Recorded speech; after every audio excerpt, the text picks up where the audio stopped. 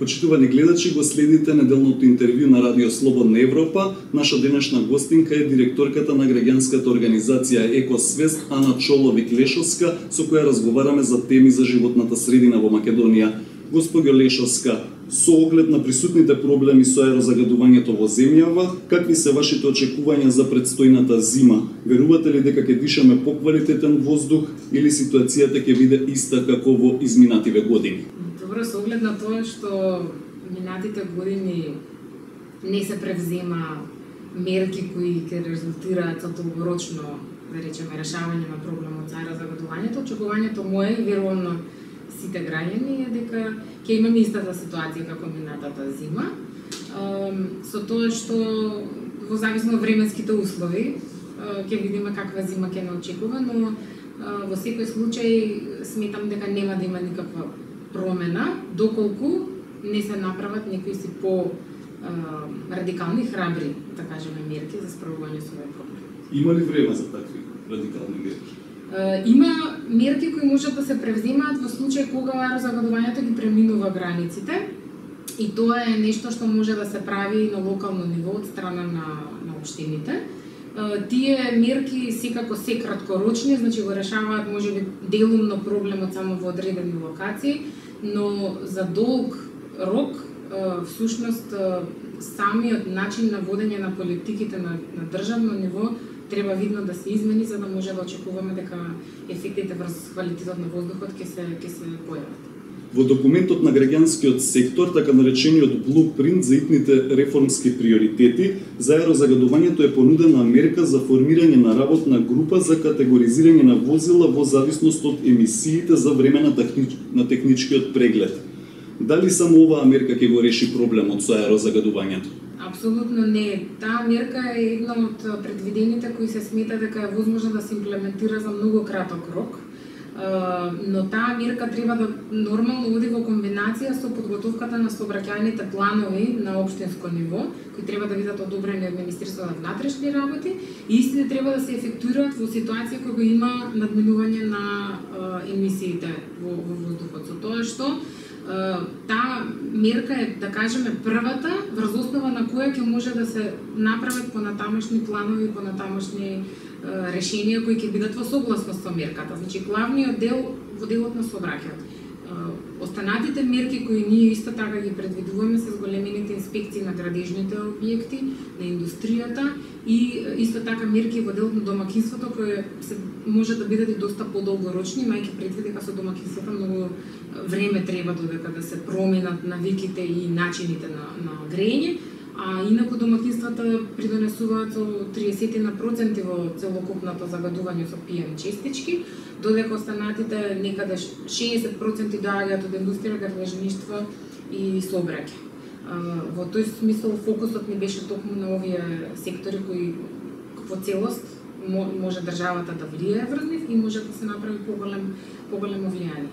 Колку според вас влијание на аерозагадувањето има тоа што голем број на луѓе се исклучи од мрежата на топлификација? Самиот факт што голем број од населението во урбаната средина, поточно во Скопје, се исклучи од парното грејење, имаше видно зголемување, да кажеме, на негативните последици, јас би ги кажала, од таа активност. Од една страна, голем број од населението се врати на грејење на дрва, дури во стамбените објекти, што некогаш резултираше и со пожари.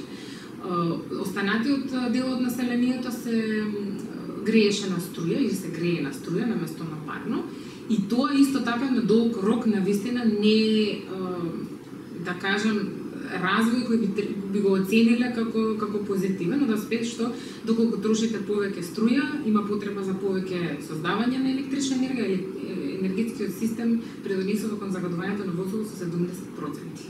Така што тоа е еден заробен круг кој постојано се врти.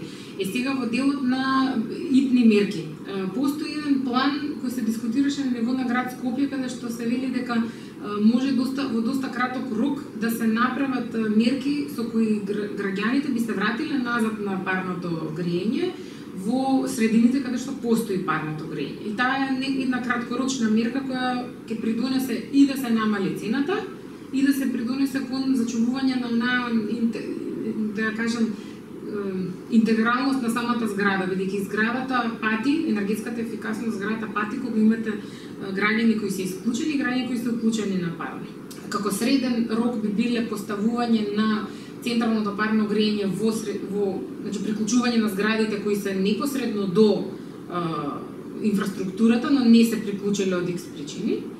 И како третостепенна мерка би било решавање на проблемот и со приградските населби, дали ќе иде тоа на принципот на топлински пумпи, сплит системи или нешто слично, тоа е веќе друго прашање.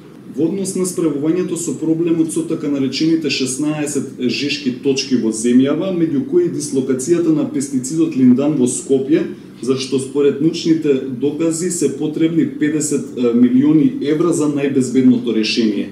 Може ли Министерството за животна средина и просторно планирање да решава проблеми од ваков тип со буџет од само неколку милиони евра?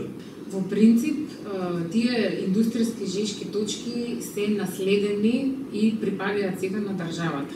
Да сметаме дека Министерството во рамки на својот буџет ќе го реши тоа е залажување и тоа всушност не може да се случи, бидејќи буџетот на Министерството е конкретно предвиден за функционирањето на администрацијата.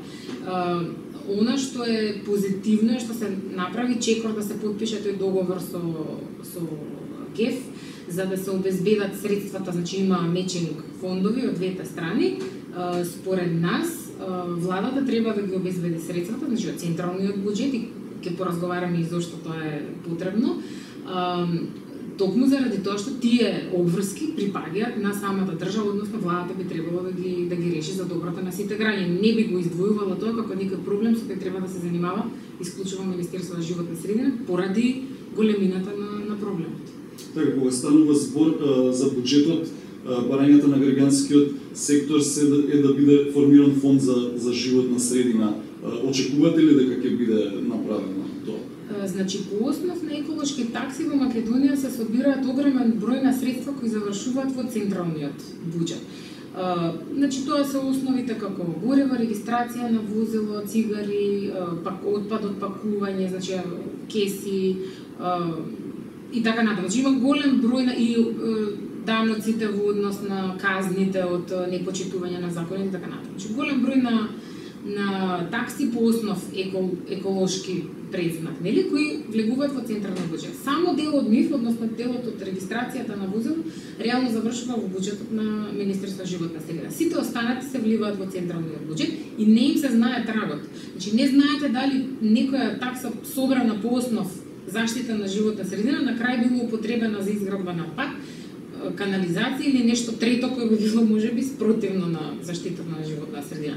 Заради тоа ние сметаме дека овој фонд треба да ги собере сите такси по основ на заштита на животна средина, ќе се направи еден фонд на средства кои може да се користи за голем број на работи кои навистина треба да се случат во Македонија, а некои предвидувања зборуваат дека отприлика од 2 до 4 милиарди евра се потребни за Македонија да ги стигне европските стандарди, односно сите оние директиви кои кои треба да ги транспонираме во нашето законодавство и нивната имплементација ќе начинат токму тука. Во изминативе неколку години во повеќе истражувања на граѓанскиот сектор се спомнуваше неспроведувањето на законите во областа на издавањето на еколошки дозволи за големите, но и за помалите загадувачи.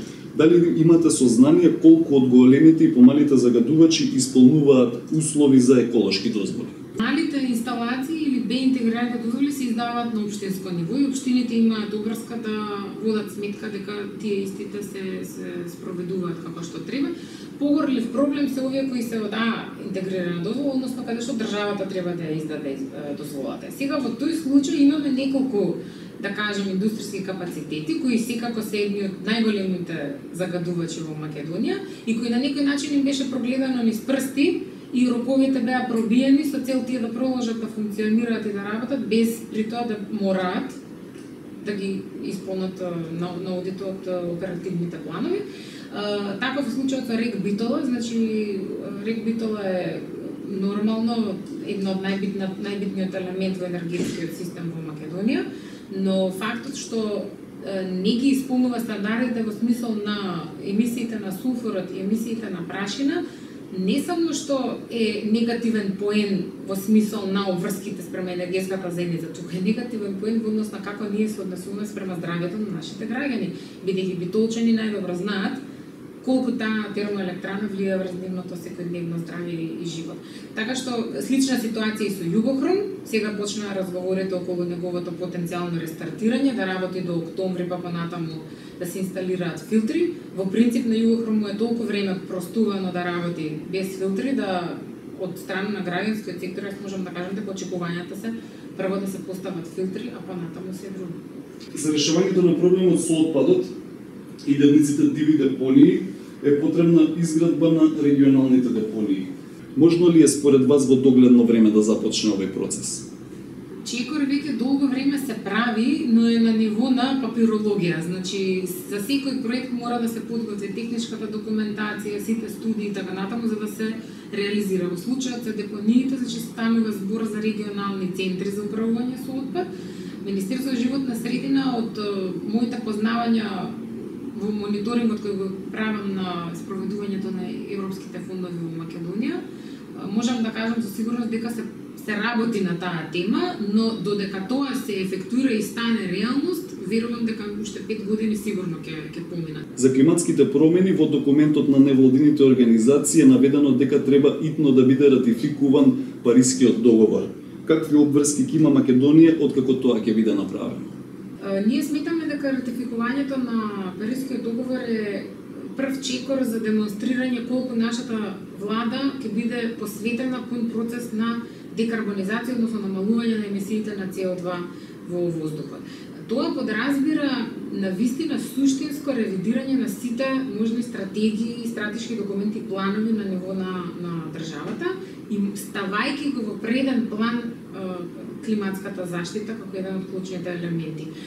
Ние сакаме новата влада да го спознае ова како еден од приоритетите во заштитата на животна средина, особено затоа што Македонија е една од државите кои навистина ќе бидат афектирани од климатските промени, а тоа ќе се дополнително ќе даде терет на земјоделието, шумарството, заштитата на природата и така натаму.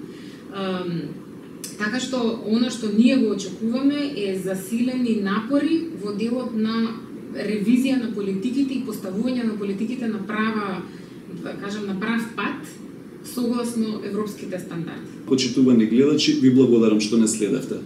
До гледање.